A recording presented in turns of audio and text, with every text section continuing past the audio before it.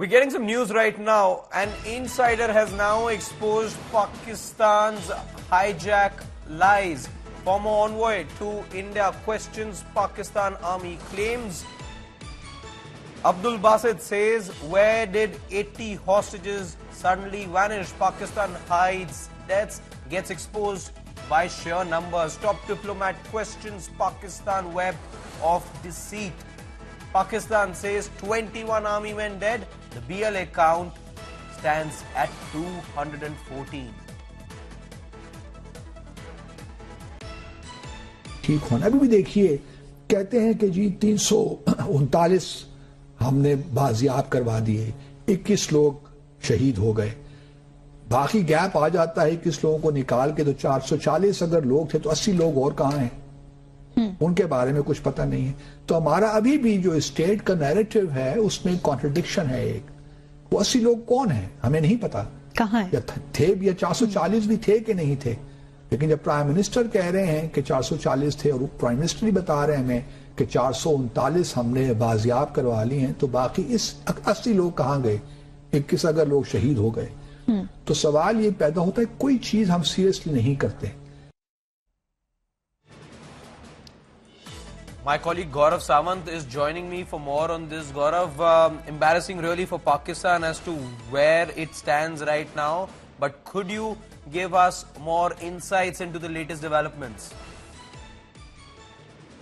This is a very big statement that comes from Abdul Basit, former Pakistan High Commissioner to India, a former top diplomat in Pakistan, and now a major military analyst and a diplomatic analyst on Pakistani television, where he's questioning the narrative of the Pakistan army, or he's questioning the rather flimsy narrative that's been built by the Pakistan army, and he's giving out those numbers. When the Pakistani Prime Minister claimed that there were 440 passengers on board, 329 were rescued, between 21 to 25 were killed in action, according to the Pakistani army.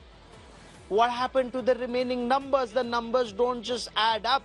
And remember, it's not an Indian who's saying this. It's not India who's saying it. It's not even the Baloch fighters on ground who are saying it. It's not an international analyst who's saying it. It's a Pakistani citizen and a former Pakistani diplomat who says, where are 80 unaccounted for men who were on board that train? And that's an initial point that was also made by the Baloch fighters, that they had segregated the military personnel, the paramilitary personnel, and Baloch nationals, their women and children, they were permitted to go. Then the elderly were permitted to go. Then the Pashtuns were permitted to go. The Sindhis were permitted to go. Only Pakistani Punjabis were retained, and the security forces personnel were retained because they wanted a prisoner of war exchange. This is what the Baloch nationalists said. Because there was no prisoner of war exchange, because Pakistan army refused to negotiate with the Baloch fighters, the Baloch fighters have claimed they've eliminated, they've neutralized all 214 Pakistani personnel who were on board that train, the Jafar Express. However, Abdul Basit, Ambassador Abdul Basit, is only raising the issue of 80 missing personnel, and he says there's a major difference in the accounting as far as the Pakistan government is concerned. And he says, according to him, this very clearly indicates that the narrative that Pakistan is trying to build becomes weak and flawed because the numbers don't just add up. Numbers indeed don't